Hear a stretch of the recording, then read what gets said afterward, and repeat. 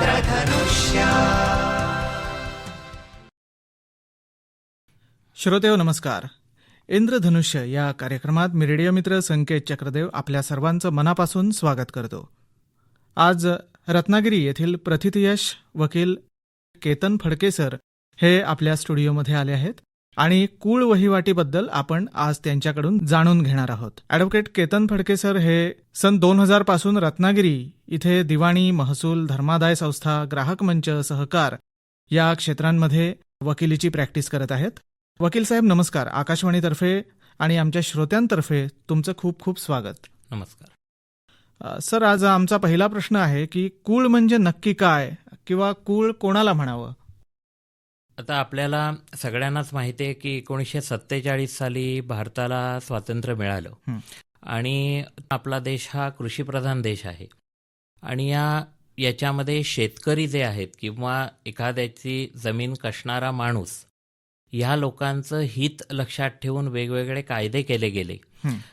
त्याच्यामध्ये विशेष महत्त्वाचा कायदा म्हणजे हा महाराष्ट्र कूळ वहिवाट आणि शेतजमीन अधिनियम 1948 की जो 1948 पासून लागू करण्यात आला आणि त्या कायद्यामध्ये कूळ ही संकल्पना प्रथम अस्तित्वात आणली गेली. कूळ याचा अर्थ असा की दुसऱ्या एखाद्या व्यक्तीची किंवा दुसऱ्या जमीन मालकाची जमीन कसणारा व्यक्ती जो सलग ती जमीन कसतो आणि त्या कसवणुकीबद्दल तो जो जमीन मालक आहे त्याला धान्य किंवा पैशाच्या स्वरूपात मोबदला देतो, ज्याला ह्या कूळ कायद्यान्वये खंड अशी संकल्पना आहे. तेव्हा त्या गोष्टीला खंड देणं असं म्हणतात. ही खंड देणं ही गोष्ट कूळ कायद्याखाली महत्त्वाची गोष्ट आहे आणि ह्या लोकांचे जे अशा जे कसतात दुसऱ्याची जमीन त्यांचे हक्क प्रोटेक्ट करण्यासाठी हा कूळ कायदा अस्तित्वात आणला गेला. कूळ कायद्याचा मुख्य उद्देश काय आहे? तसंच रत्नागिरी आणि सिंधुदुर्ग जिल्ह्याकरता लागू असलेल्या महाराष्ट्र सुधारणा 2001 या सुधारणेचा उद्देश नेमका काय आहे? आता रत्नागिरी आणि सिंधुदुर्ग हे दोन्ही जिल्हे प्रथम एकच होते. 1981 साली सिंधुदुर्ग हा जिल्हा रत्नागिरीपासून वेगळा करण्यात आला किंवा रत्नागिरी जिल्ह्याचं विभाजन करण्यात आलं आणि रत्नागिरी आणि सिंधुदुर्ग ह्या दोन्ही जिल्ह्यांमध्ये आपल्याला माहिती आहे की छोट्या छोट्या तुकड्या प्रकारच्या जमिनी असतात. घाटमाथ्यावर सारख्या अतिशय मोठ्या प्रमाणात म्हणजे एकरावारी सलग जमीन अशी आपल्याला या परिसरात दिसत नाही. तेव्हा छोटे छोटे तुकडे हे अनेक मालकांचे असतात आणि त्याच्यामध्ये कसणारी व्यक्ती वेगळीच असते. तर अशी जर व्यक्ती सलग 12 वर्षापेक्षा ती जमीन कसत असेल आणि जर त्याच्या हक्काची नोंद कुठेही झाली नसेल तर त्याच्या हक्काची नोंद करण्यासाठी रत्नागिरी आणि सिंधुदुर्ग जिल्ह्यासाठी 2001 साली विशेष तरतूद या कूळ कायद्यामध्ये आणली गेली आणि त्या तरतुदी अन्वये जर एखादा माणूस 12 वर्षापेक्षा अधिक काळ एखादी जमीन कसत असेल परंतु त्याच्या कुठेही हक्काची नोंद झाली नसेल आणि त्याला स्थानिक अधिकाऱ्यांनी जर प्रमाणित केलं तर त्याला त्याच्या हक्काची नोंद, कूळ हक्काची नोंद 7/12 सदरी करून घेता येते. त्याच्यासाठी ही तरतूद आणली गेली. आता एखाद्या व्यक्तीला शेत जमिनीमध्ये कूळ म्हणून आपला हक्क प्रस्थापित करायचा असेल तर त्याची प्रक्रिया कशी आहे? आता ही जी 2001 साली रत्नागिरी आणि सिंधुदुर्गासाठी जी तरतूद विशेष करून आणली गेली त्यामध्ये सलग 12 वर्षे कसवणुकीचा पुरावा त्या व्यक्तीकडे असणं आवश्यक आहे. आता कसवणुकीचा पुरावा म्हणजे काय तर या तरतुदीनुसार तो जो ती ज्या गावात जमीन आहे आणि तो आधी मुळात ज्या गावात जमीन आहे त्याच गावात कसणारी व्यक्तीचं वास्तव्य असणं आवश्यक आहे, कायमस्वरूपी वास्तव्य असणं आवश्यक आहे, ही जी कूळ कायद्याखाली आवश्यक तरतूद आहे. आता त्या गावच्या ग्रामपंचायतीचा सरपंच किंवा पोलीस पाटील किंवा विविध कार्यकारी सोसायटीचा अध्यक्ष आणि त्या जमिनीचा लगत कब्जेदार यांच्यापैकी दोघांनी म्हणजे लगत कब्जेदार हा आवश्यकच आहे. सरपंच किंवा पोलीस पाटील किंवा विविध कार्यकारी सोसायटीचा अध्यक्ष यांच्यापैकी एकाने शपथेवर प्रतिज्ञापत्र देणं आवश्यक आहे की ज्या प्रतिज्ञापत्रामध्ये हा जो माणूस कूळ म्हणून अर्ज करतो तो माणूस ती जमीन कसत आहे, सलग 12 वर्षापेक्षा जास्ती कसत आहे, असा उल्लेख असणं गरजेचं आहे. आणि ते प्रतिज्ञापत्र त्याने एक तर शासकीय अधिकाऱ्यांसमोर म्हणजे आता सेतूमध्ये किंवा नोटरीसमोर असं प्रतिज्ञापत्र करणं आवश्यक आहे. तसंच जो कुळ म्हणून व्यक्ती आहे त्या व्यक्तीकडे परिस्थितीजन्य पुरावा सुद्धा असणं आवश्यक आहे. म्हणजे तो त्या गावचा रहिवासी असल्याचं दर्शवण्यासाठी त्याचं मतदान card, ration card, light bill, त्या गावातलं समजा त्याने कुठलं झाडतोडीचा परवाना घेतला असेल तो, कुठल्या खनिज उत्खननाचा परवानगा घेतला असेल तर तो, त्याचं आधार कार्ड वगैरे हे सगळे कागदपत्र आवश्यक असतात. तसंच त्याची घरपट्टी पावती, लाईट बिल ह्या सुद्धा गोष्टी परिस्थितीजन्य पुरावा म्हणून स्वीकारला जाऊ शकतात. आता एखाद्या व्यक्तीला कुळ म्हणून अर्ज करायचा असेल तर आपण प्रक्रिया समजावून घेतली थोडक्यामध्ये, पण आता हा अर्ज करायचा असेल तर तो कोणत्या अथॉरिटी समोर करायचा? आत्ताच आपण बघितलं की कोणकोणती कागदपत्र आवश्यक आहेत. ही सगळी कागदपत्र जमा झाल्यानंतर कुळासाठीचा अर्ज हा ज्या गावामध्ये जमीन आहे तिथल्या जे तालुक्याचे तहसीलदार आहेत त्या तहसीलदारांकडे हा अर्ज विहित नमुन्यामध्ये करायला लागतो. तहसीलदारांकडे हे सगळे कागदपत्र जोडून तो अर्ज केल्यानंतर मग तहसीलदारांकडे त्या प्रकरणाची सुनावणी होते. आता एखाद्या व्यक्ती एखाद्या जमिनीमध्ये कुळ आहे किंवा नाही हे ठरवण्याचा अधिकार तहसीलदार यांनाच कायद्याने दिलेला आहे. तहसीलदार यांच्या व्यतिरिक्त कोणत्याही व्यक्तीला कुळ म्हणून ठरवण्याचा अधिकार दिलेला नाही. कुळाला मालकी हक्क कसा मिळतो? आता कुळाने अशा प्रकारे तहसीलदारांकडे सर्व कागदपत्र जोडून अर्ज केल्यानंतर त्या प्रकरणाला तहसीलदारांकडे सुनावणीची म्हणजे नंबर पडतो आणि मग त्या प्रकरणाच्या सुनावणीची नोटीस जमीन मालकांना काढली जाते. त्याच्या जमीन मालकांना बजावणी झाल्यानंतर जमीन मालक त्यांचं म्हणणं देतात. मग त्या प्रकरणाची सुनावणी होते आणि ह्या कुळाने त्याचे पुरावे देणं आवश्यक आहे. जसे वर मी मगाशी सांगितलं त्याप्रमाणे ज्या लोकांनी शपथेवर त्यांचं पूर्वी प्रतिज्ञापत्र केलं आहे त्यांनी तहसीलदार समोर स्वतः उपस्थित राहून साक्ष देणं गरजेचं आहे. जर त्यांची साक्ष झाल्यानंतर मग जमीन मालकांचा पुरावा संपल्यानंतर मग तहसीलदार त्यावर निर्णय घेऊ शकतात की तो आपली कुळवहिवाट सिद्ध करतो की नाही. जर त्या माणसाने त्याची कुळवहिवाट सिद्ध केली म्हणजे सलग 12 वर्ष तो कसतोय, जमीन मालकांना खंड देतोय आणि त्यांच्यामध्ये कायद्याप्रमाणे कुळ आणि मालक असे संबंध प्रस्थापित झालेले आहेत, जे कुळ कायद्याला अपेक्षित संबंध आहेत, ते प्रस्थापित झाल्याच्या निष्कर्षाप्रत तहसीलदार आल्यानंतर तहसीलदार तो व्यक्ती या जमिनीमध्ये कुळ आहे असं घोषित करतात. कुळ म्हणून नाव दाखल करण्याचा आदेश झाल्यानंतरची प्रक्रिया कशी असते? एखाद्या माणसाचं नाव, तो माणूस त्या जमिनीमध्ये कुळ आहे असा तहसीलदार यांचा निर्णय झाल्यानंतर त्या आदेशाची एक प्रत त्या गावचे तलाठी यांच्याकडे पुढील कार्यवाहीसाठी पाठवली जाते.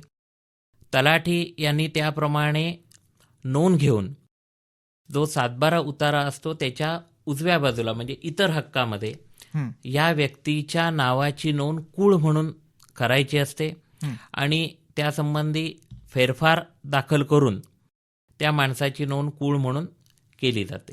म्हणजे ज्या माणसाचं नाव कुठेही, तो त्या जमीन कसतोय पण त्याचं नाव कुठेही 7/12 सदरी आलेलं नाही, त्या माणसाचं नाव 7/12च्या इतर हक्कामध्ये आणण्याची ही पहिली स्टेप पूर्ण होते.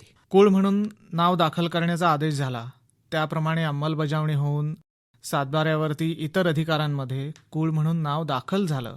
मग त्यानंतर ह्या जमिनीच्या विक्रीची प्रक्रिया कशी असते? एखाद्या माणसाचं नाव कुळ म्हणून दाखल झालं की तो कुळाचा आदेश, त्याचा संबंधित फेरफार उतारा आणि 7/12 उतारा की ज्याच्यावर कुळाचं नाव नमूद आहे असे 3 कागदपत्र जोडून त्या व्यक्तीने अप्पर तहसीलदार व शेतजमीन न्यायाधिकरण रत्नागिरीसाठी रत्नागिरी त्या प्रांताचे जे अप्पर तहसीलदार व शेतजमीन न्यायाधिकरण आहेत त्यांच्याकडे कुळ कायद्याखाली विक्रीचा अर्ज करायचा असतो. आणि विक्रीचा अर्ज केल्यानंतर त्याही प्रकरणाची नोटीस जमीन मालकांना जाते.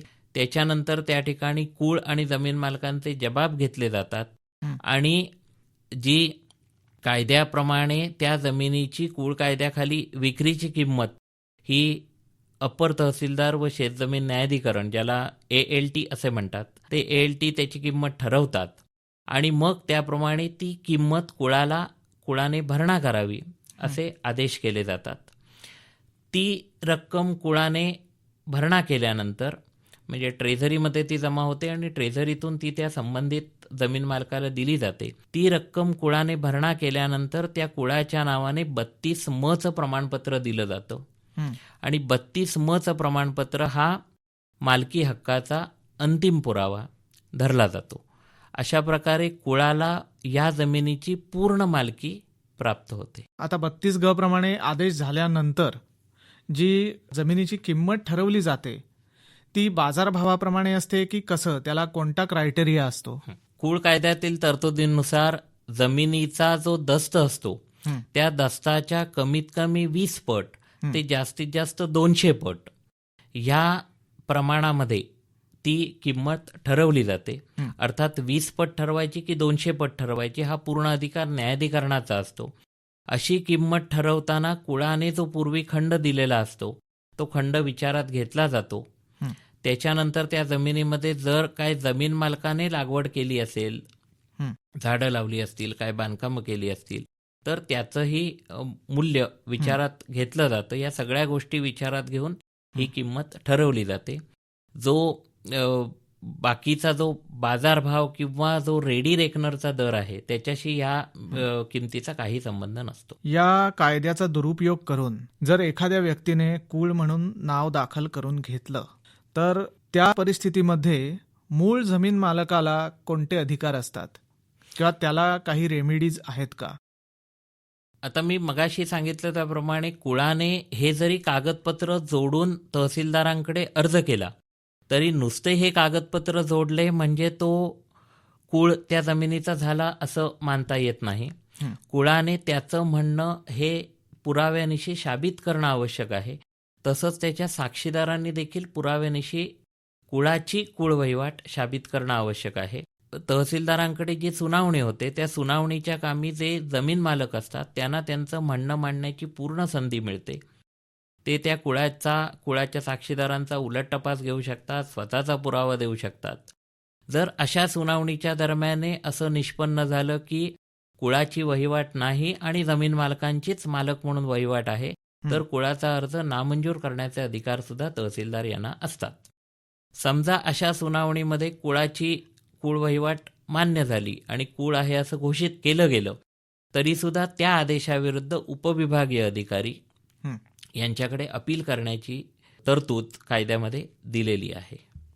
त्यामुळे जमीन मालकांना ही त्यांची बाजू मांडण्याची संधी या कायद्यान्वये दिलेली आहे. ही सगळी प्रक्रिया पूर्ण करून कुळ म्हणून नाव दाखल झाल्यानंतर ती व्यक्ती आहे ती त्या जमिनीची संपूर्ण मालकी हक्क संपादित करू शकते का किंवा त्याला काही निर्बंध असतात का? आता एखाद्या व्यक्तीने ही जी कुळ कायद्याखाली ठरलेली रक्कम भरणा केल्यानंतर त्याच्या नावे 32 प्रमाणपत्र दिलं जातं.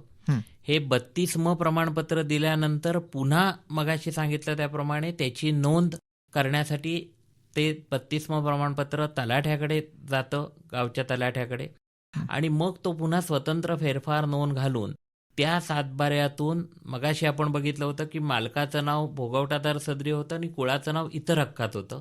आत्ताची 32 ची किंमत त्याने भरल्यानंतर त्या कुळाचं नाव भोगवटादार सदरी येतं आणि मालकाचं नाव पूर्णपणे काढून टाकलं जातं.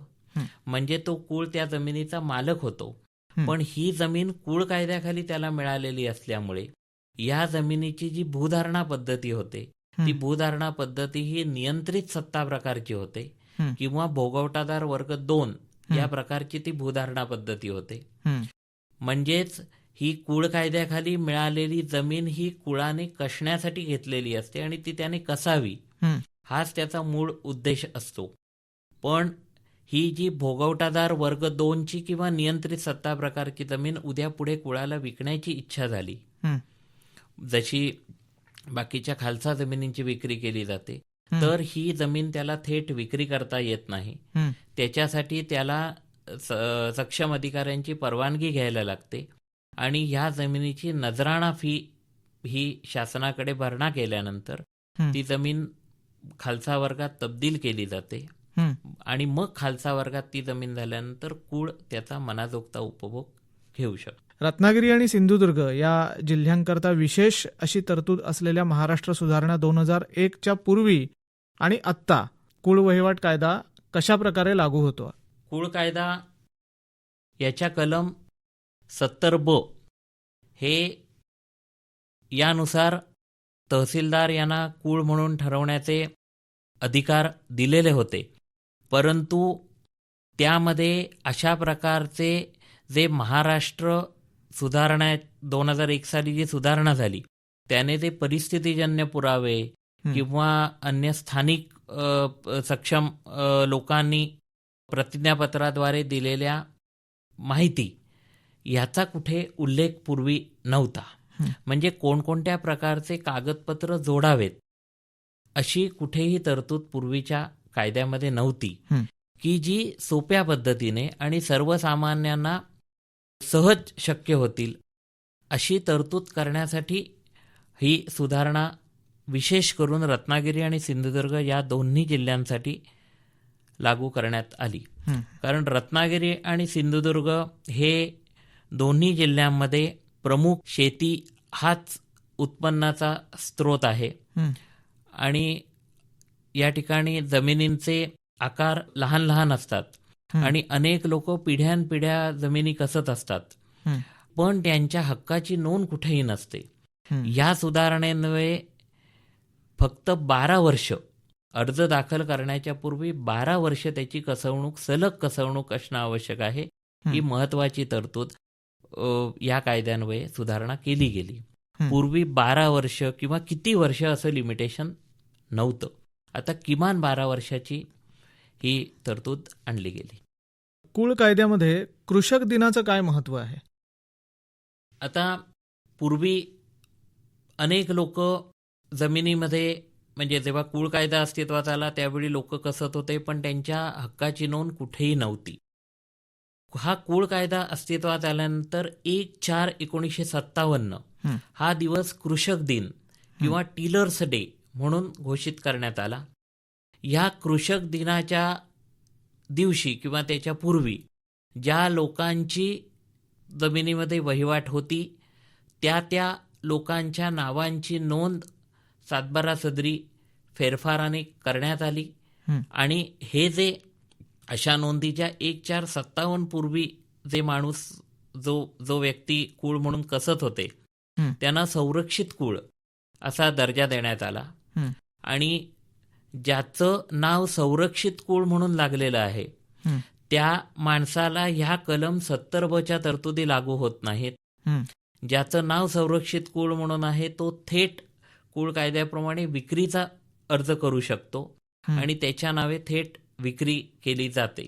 त्याला प्रोटेक्टेड टेनंट किंवा संरक्षित कुळ असं म्हटलं जातं. आणि जे 1/4/57 नंतर जी कुळ वहिवाट अस्तित्वात येते एखाद्या माणसाची त्याला 70(ब) किंवा आत्ताची नवीन सुधारणा 4(2) यानुसार अर्ज करणं अनिवार्य आहे.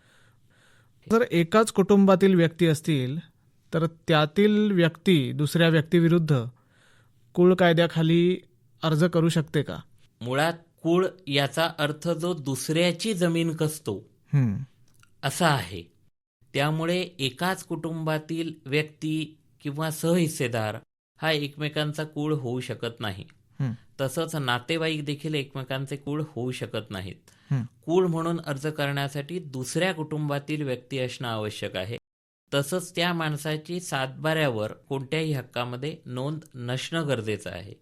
ज्याची नोंद सातबाऱ्यावर आहे असा माणूस कुळाचा अर्ज करू शकत नाही. याला अपवाद पीक पाहणीचा आहे.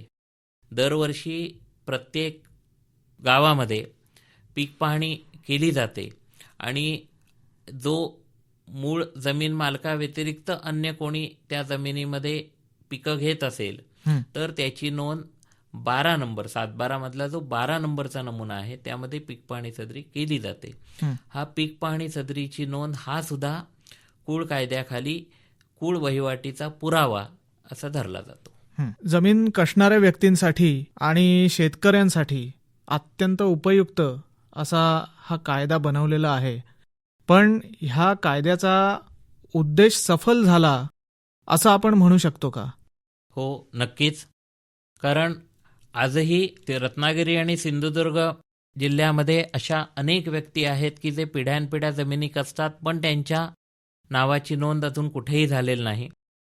ते ह्या जी 2001 साली रत्नागिरी आणि सिंधुदुर्गसाठी जी सुधारणा करण्यात आली त्याचा फायदा घेऊन तहसीलदार यांच्याकडे अर्ज करू शकतात आणि त्याप्रमाणे त्यांच्या नावांची नोंद कुळ म्हणून केली जाऊ शकते. अशा व्यक्तीची ज्याची नोंद कुळ म्हणून झालेली आहे त्याला त्या जमिनीतून सहजासहजी बेदखल करता येत नाही. पण जे कसतायत आणि ज्यांच्या नावाची नोंदच नाही आहे असे बेदखल कुळं म्हणून धरली जातात की ज्यांना कायद्यान्वये कोणतेही अधिकार नसतात. त्यामुळे अशा लोकांची जी दुसऱ्यांच्या जमिनीमध्ये सलग 12 वर्षापेक्षा जास्ती काळ वहिवाट करतायत त्या लोकांनी ह्या तरतुदीचा फायदा घेऊन स्वतःचं नाव कुळ म्हणून दाखल करण्यासाठी अर्ज करणं गरजेचं आहे की जेणेकरून अशा लोकांचे हक्क कुठेतरी कायद्यान्वये संरक्षित केले जाऊ शकतील. कुळ वहिवाटीबद्दल खूप छान आणि विस्तृत अशी माहिती आजच्या या भागामधनं आपण आम्हाला दिली आहेत. अजून भरपूर माहिती आपल्याकडे आहे ती आम्हाला घ्यायला सुद्धा आवडेल, पण आजच्या या आपल्या कार्यक्रमाची वेळ आता संपत आली आहे. त्याच्यामुळे आपल्याला इथेच थांबावं लागतंय. आकाशवाणीकडून आणि आमच्या श्रोत्यांकडून मी आपले आभार मानतो. आपण आमच्या स्टुडिओमध्ये आलात आणि खूप महत्त्वाची अशी माहिती आमच्या श्रोत्यांना दिली, त्याबद्दल आपले मनापासून आभार. धन्यवाद. याबरोबरच इंद्रधनुष्य या कार्यक्रमातून मी रेडिओ मित्र संकेत चक्रदेव आपला निरोप घेतो. नमस्कार.